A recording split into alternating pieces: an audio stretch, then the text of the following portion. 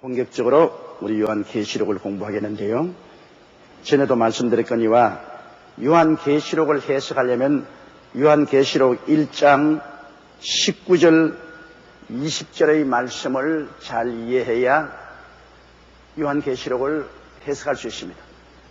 요한계시록은 굉장히 난해하고 복잡하고 상징적으로 말씀을 한 것이기 때문에 그 대지를 분명히 분별하지 못하면 무슨 말을 하는지 전혀 알지 못합니다.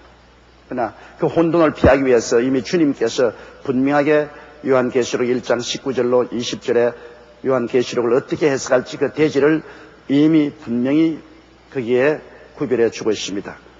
우리 19절로 20절 다 같이 한번 읽으십시오. 1장 19절로 20절.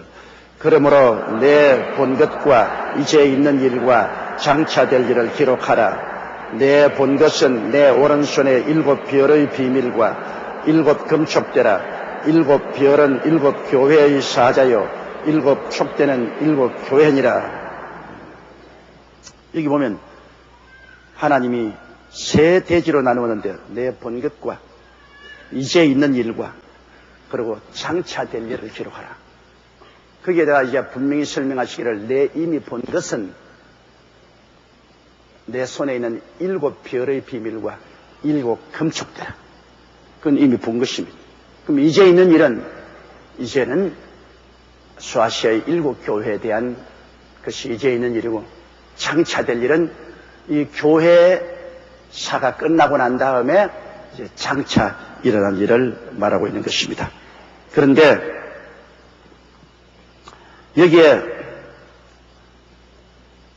소아시아의 7 교회를 말씀을 해놨는데 소아시아 7 교회는 그 당시 소아시아 일대 여러 교회가 많아서 한 100여 교회가 있었습니다.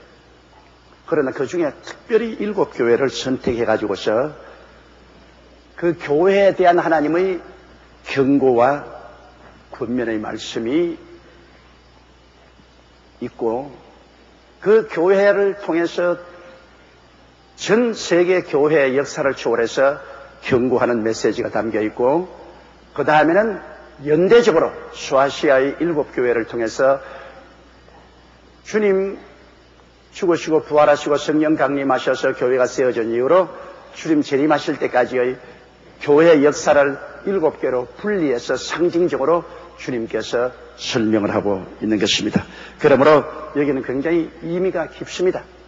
소아시아 7 교회는 3가지 의미를 가지고 있습니다. 그 당시 그 교회에 대한 하나님의 우중과 권면이 그 다음 그를 통해서 모든 교회들의 신앙 상태에 대한 꾸지점과 권면이 있고 이제는 기독교 역사 2000년을 통해서 7단계로 나누어서 교회사를 예언하고 있는 것입니다. 그러면 첫째 에베소 교회부터 우리가 보겠는데요. 2장 1절 에베소 교회 보십니다. 에베소 교회의 사자에게 편지하기를 오른손에 7 별을 붙잡고 7 금촉대 사이에 다니시는 이가 가라사대. 이 에베소란 말은 영어로 말하면 to relax, 다시 말하면 긴장이 풀린다는 말인 것입니다. 하나님이 그 많은 교회 가운데 에베소 교회를 택한 것은 그 당시에 벌써 교회가 긴장이 풀렸습니다. 신앙의 긴장이 풀렸기 때문에 에베소란 말은 to relax, 긴장이 풀린 교회라는 것입니다.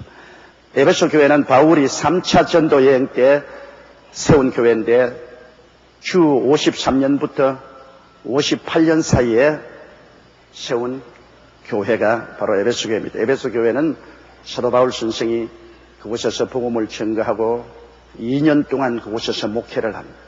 굉장히 많은 기적이 일어나서 수많은 점쟁이들, 이런 마술사들이 책을 산더미같이 가지고 와서 불로 태운 그런 역사도 있고 또 그 에베소 교회는 아데미라는 여신을 섬기는데 그 아데미의 여신상을 만들어서 팔던 사람들이 바울이 복음 전도에서 너무나 많은 사람이 개종하며 그만 그 여신상이 안 팔립니다. 은으로 만든 그 여신상이 안 팔리기 때문에 거기에서 들고 일어나서 굉장히 온 도시가 발칵 뒤집혀지게 폭동을 일으키고 야단법석을 한 그런 기록도 그곳에 있습니다. 그런데 여기 에베소 교회에 예수님이 나타날 때 그리스도의 모습을 보면 오른손에 7 별을 갖고 7 촛대사의 당신은 예수님이 나타난 것입니다. 이것은 무엇을 말하냐? 교회의 주인은 예수님이라는 것입니다. 이 7 금축대는 성령의 역사를 말하는데 교회는 성령으로 세워진 것입니다. 예수님이 성령을 통하여 역사하는 것입니다. 그리고 그의 손에 7 별은 주의 종을 말하는데 교회의 주인은 예수님이시다. 교회를 성령으로 세우시고 그 가운데 행하시는 이도 예수님이시고 주의 종도 주님이 손에 잡고 움직인다. 여러분, 주의 종은 대통령 선거하듯이 선거에서 세우지 않습니다. 주의 종은 예수님이 성령으로 선택해서 세우는 것입니다. 그렇기 때문에 주의 종을 두고 오늘날 평신도들이 왈가왈부해서는 안 됩니다. 주님이 세운 종이기 때문에 주님이 패하기도 하고 주님이 세우기도 하는 것입니다. 그러므로 성경 말씀에 나의 기름 부은 자에게 손을 대지 마라. 그건 주님의 절대 주권이 있기 때문인 것입니다. 요사이 마지막 때 교회는 라오디게아 교회인데 라오디게아 교회는 민주주의 교회라고 합니다. 타락한 마지막 교회는 교회도 민주주의를 해서 주님의 주권을 제껴놓고 교인들이 모여가 우리 민주주의로 하자. 민주주의로 주의 종도 선택하고 장로님도 민주주의로 선택하고 모든 교회를 민주주의로 경영하자. 라오라는 말은 백성이라는 겁니다. 백성이 주제가 된 교회. 이거는 마지막 말세 교회로 타락한 교회를 말하는 것입니다. 주님의 권세와 위엄을 제껴버리고 민주주의를 하자. 그것이 말세 교회입니다. 말세 교회는 민주주의 교회라고 그랬어요. 모든 것을 민주주의로 하죠. 그럼 예수님은 어디 가버렸습니까? 교회 가운데 7 별을 손에 잡고 계신 하늘과 땅의 권세를 가진 전지 전능 무소부지하신 주님의 절대 주권은 어디 가버리고 예수님 제껴놓고 우리 투표를 하죠. 그거 아주 위험한 발상입니다. 교회는 예수님이 주인이고 절대 주권자입니다. 예수님 주권대로 하는 것이지 사람이 교회를 가지고 왈가왈 못합니다. 교회는 나라가 아닙니다. 여러분, 하늘나라에 올라가서 우리 투표해서 하나님 투표에 당선 안 되면 하나님 집어치워버리고 우리 투표하면 하나님 당선되면 하나님 되자. 그런 하늘나라가 아닙니다. 하늘나라는 하나님 절대 주권적인 곳입니다. 하나님 한 분만이 유일한 주권자. 우리 교회도 이것은 천국입니다. 마음 천국, 교회 천국, 영혼 천국인데 이 교회의 주권은 하나님 아버지와 예수님이 좌우하는 것이지 사람이 좌우하는 것이 아닙니다. 그 점에 대해서 우리가 절대로 이해를 해야 돼요. 그렇기 때문에 저는 지금이라도 내가 기도하는 중에 주님께서 너 이 교회 이제 그만둬라 하면 제가 내일 아침에 보따리 사고 갑니다. 왜? 이 교회의 주인은 예수님이십니다. 나는 오직 종일 뿐인 것입니다. 주님의 종이요, 시종이요, 머슴이요, 일꾼인데, 머슴 주님께서 너 그만두라 하면 그만두는 것이지. 주인이 명하시면 그게 복종해야 돼요. 그래서 에베소 교회에 예수님이 나타난 것은 내가 절대 주권자라는 것입니다. 7 별도 내 손에 있고, 교회, 성령이 세운 교회 촉대사에도 내가 있다. 에베소 교회의 중대한 잘못은 예수님 중심으로 서 있던 교회가 서서히 신앙이 식어졌다는 것입니다. 왜냐하면 주님이 교회를 세운 이후로 이럭저럭 한 100년쯤 지나가니까 신앙이 나태해지겠죠. 릴렉스.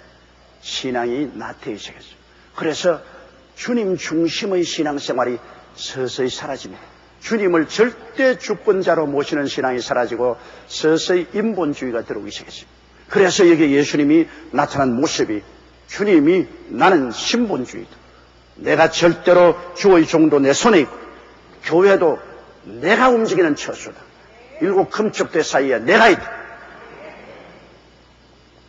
그래서 우리가 정말로 에베소 교회에서 우리가 배워야 될 것은 교회의 중심은 예수님이라는 것을 우리가 추구라도 잊으면 안 되는 것입니다. 예수님 없이 무슨 조직이나 기관이 예수님 자리를 점령하면 그것은 벌써 타락한 교회가 되고 마는 것입니다. 그러면 이런 절대 주권을 주장하시는 예수님이 말하시되 2절 보십니다. 내가 내 행위와 수고와 내 인내를 알고 또 악한 자들을 용납지 아니한 것과 자칭 사도라 하되 아닌 자들을 시험하여 그 거짓된 것을 내가 드러낸 것과. 우리 주님께서 여러분 교회나 개인을 책망하실 때 언제나 칭찬을 먼저 하고 책망을 하십니다. 주님이 그냥 채찍부터 때려놓고 말씀하지 아니하시고 너 잘한 것은 인정한다. 주님이 잘한 것은 반드시 칭찬을 하고 그 다음에 잘못된 것을 주님이 지적하신 것입니다.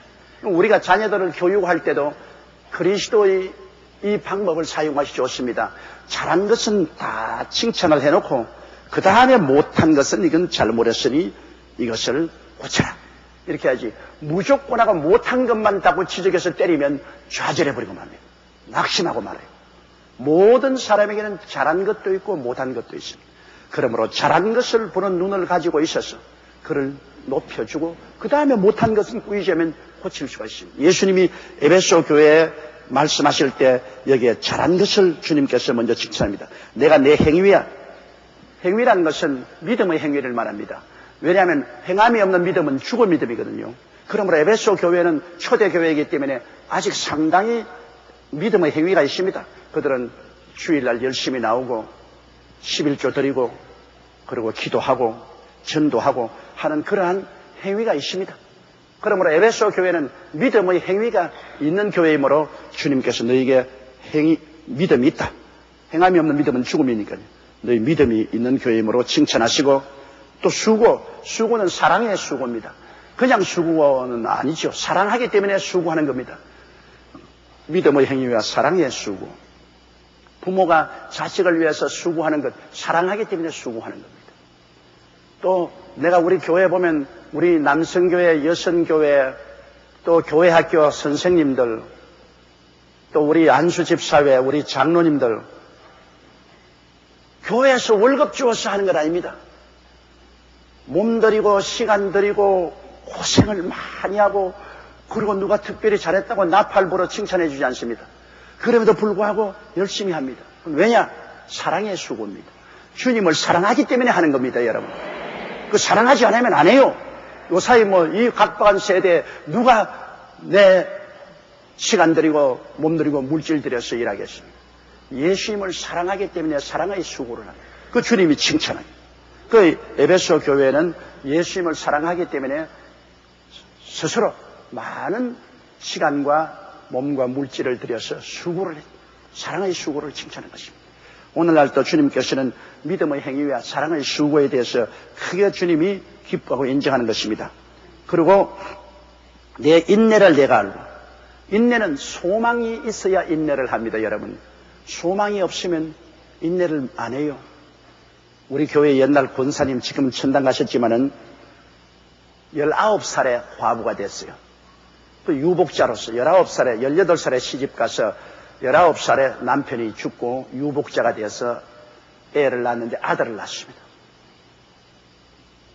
그 권사님한테 딸만 낳았더라면 또 시집을 갈 것인데 아들을 낳았기 때문에 이 아들을 키워놓으면 내게 큰 끝에 영화가 있을 것으로 알고 소망이 있으니까 아들이 얼마나 고생을 하고 그러니까 19살에 과부돼 가지고서 아들 키우는데 나무집 가사 일도 돌보고 밭에 가서 일도 하고 보통이 장사도 하고 그런 고생을 해서 아들을 키워서 대학까지 졸업시켰어요. 그런데 그 아들을 얼마나 금지 오겹으로 키웠던지 그 아들과 함께 우리 교회에 있는데 아들이 이 개망랑이 중에도 개망랑이에요. 내가 교회에서 그 아들 때문에 골치 아픈 건 말도 못합니다. 그런데 그 어머니가 그 아들을 장가를 보내놨더니만 새 들어온 부인하고 딱 한 짝이 돼가지고서 그 다음부터 권사님이 이제 구박을 당하는 거예요. 그리고 또 권사님은 또 아들이자 신랑같이 살았으니까 과부의 외아들에게 시집가지 말아 하지 않습니까? 그러니까 신랑 삼아 아들 삼아니까 다른 여자가 하나 들어오니까 경쟁이 되니까, 그러니까 고부간에 갈등이 심하고 그 사이에 낀 아들은 또 괴롭고 하니까 그 어머니를 구박을 해가지고, 그 어머니가 늘 교회 와서 울면서 나에게 신앙상로 왔었는데 말이면, 이럴 줄 알았으면 시집 갈 걸 가지고서 내가 그 자식 하나 소망 참고 그 소망 때문에 이 고통을 내가 참고 견뎠는데 이제 와보니까 이렇게 허망할 수가 있습니까? 목사님, 내가 내 손가락으로 내 눈을 찔렀지 일찌감치 내가 다 팽개치고 시집 갔으면 오늘 이 시간에 와서 영감에게 응석이라도 부르고 화가 나더라도 화풀이라도 할 수 있는데 내가 어디 화풀이 할 때가 있습니까? 응석을 부릴 때가 있습니까? 이렇게 답답할 수가 있냐고. 그 말이 늘 기억이 납니다. 여러분, 소망이 있었기 때문에 그 권사님이 끝까지 참은 거죠. 우리 예수 믿는 사람들이 많은 시험과 환난과 고통을 당해도 이겨나는 것은 우리 마음속에 소망이 있기 때문인 것입니다. 우리에게 천국의 소망이 있기 때문인 것입니다. 내가 아무리 고생해도 앞으로 천국에 가면 큰 영광스러운 세계가 있다는 것을 알기 때문에 어떤 고생도 참죠. 천국이 없으면 누가 고생을 참겠습니까? 그래서 우리가 성령 충만하면, 소망이 넘치면 어떠한 고생도 참아요.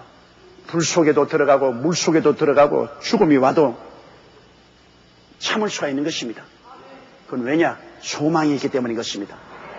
6.25 사변 때 내가 들은 이야기인데, 공산군이 인천에 와서 인천 모교회 목사님과 그 부인과 애들을 잡아가지고 구덩이를 파고 구덩이 속에 집어넣고 그러고 물었습니다. 너가 이 시간에 예수를 부인하면 살려주겠거니와 예수님을 부인하지 아니하면 산채로 너희 자식과 함께 다 구덩이에 파묻겠다. 예수를 부인하라. 그 애들이 아버지를 쳐다보고 아버지 살려줘. 아버지 살려줘.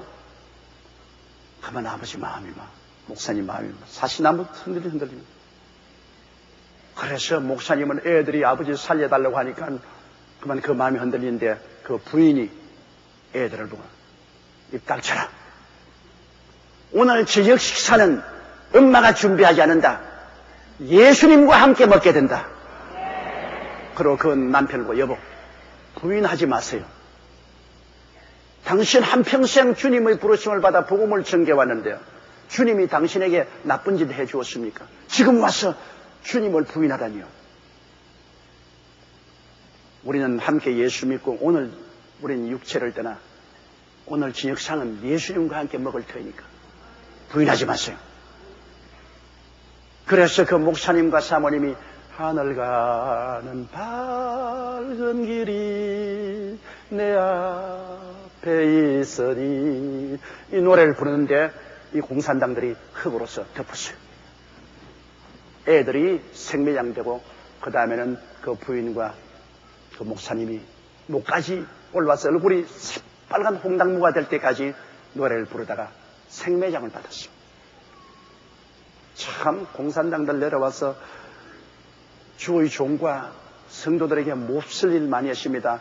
하나님이 반드시 나중에 아주 맹렬히 심판할 것입니다. 그런데 어떻게 해서 그 위기에서 그 목사 사모가 끝까지 죽더라도 예수님을 부인하지 말라고 그렇게 할 수 있었습니까? 소망이 있기 때문에 그런 것입니다. 오늘 저녁에 예수님과 함께 우리는 식탁에 앉는다.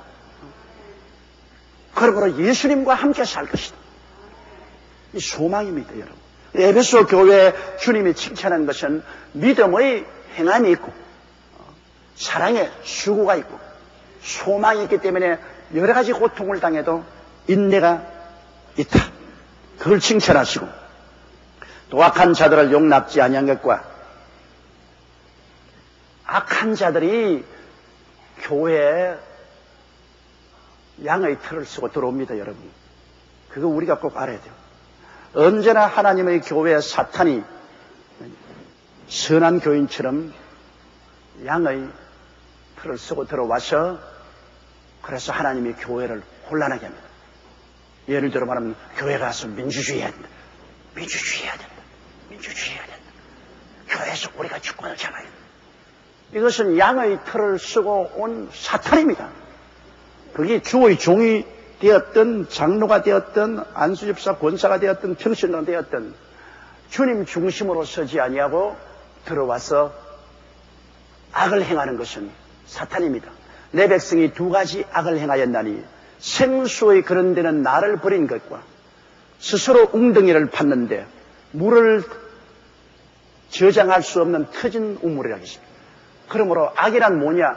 하나님의 주권을 무시해버리고 그 다음 자기가 우물 파는 것, 인본주의입니다. 하나님의 주권을 무시하는 것하고 인본주의로 나가는 이 두 가지는 성경의 악이라고 말했어요.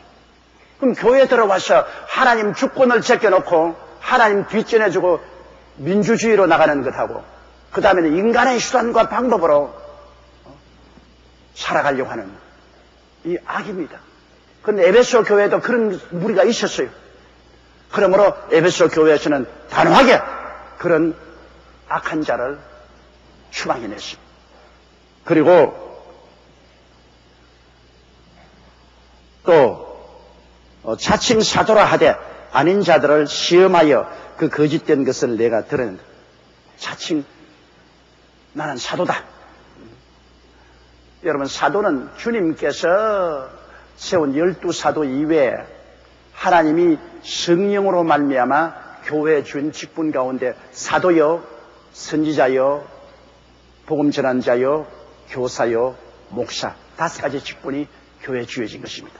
그러므로 이 사도라는 것은 한 교회에 있어서 목회를 하지 않고 그런 전 교회를 돌보는 지도자의 역할을 하는 것입니다. 그런데 이 교회에 와서 말씀 증거하고 도와주고 또 저 교회로 건너가고 또 저 교회로 일정에 머물러 있지 않습니다. 목사와 교사는 그 교회에 머물러 있죠.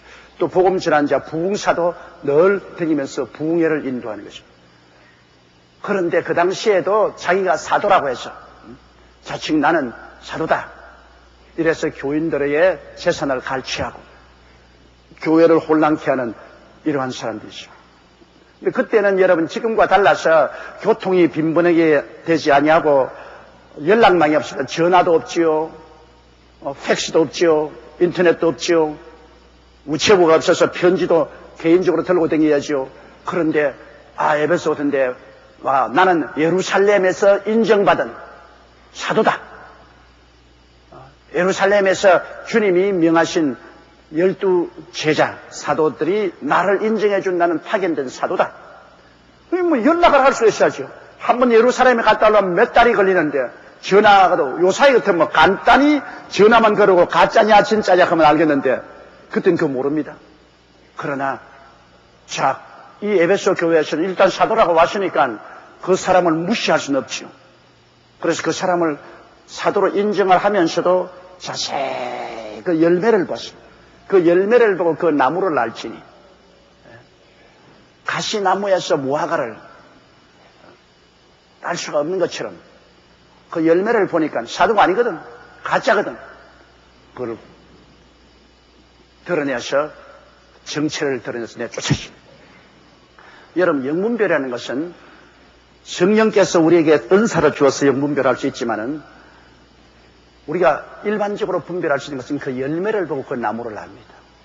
왜냐하면 좋은 나무가 나쁜 열매를 맺을 수가 없습니다. 나쁜 나무가 좋은 열매를 맺을 수가 없습니다. 가만히 사람을 자세히 보세요. 시간을 두고 보면은 그 어느 심사 행동의 열매를 보면 이상하다. 이게 가짜 같은데. 여러분, 그 대한 직감이 옵니다. 이상하다. 이거 아무래도 가짜 같은데. 자기가 은혜를 받고 하나님 기름 부음을 받고 꿈을 보고 환상을 보았다. 가짜일수록 그런 소리 더 합니다. 하나님과 굉장히 가까운 채 그렇게 하는데도 그 실제 행위를 보면 이건 아무래도 섭섭합니다. 이거 아무래도 가짜 같다.